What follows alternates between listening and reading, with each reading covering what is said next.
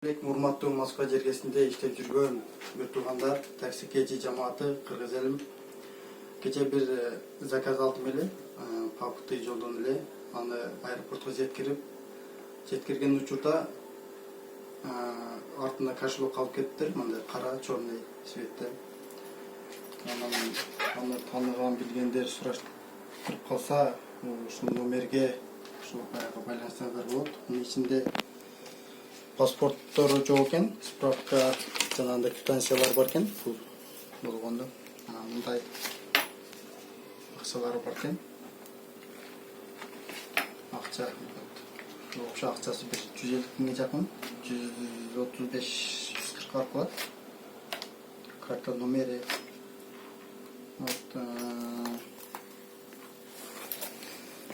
Бытапанк, Сбербанк, Молбулак банктар бар экен. Эсилче бул нерсени таркатып койсоңуздар, тааныган билгендер болсо акчасын кайтарып беребиз. Ошондой эле такси кечи жамааты айрыкча силерге ошону таркатып коюңуздар суранабыз.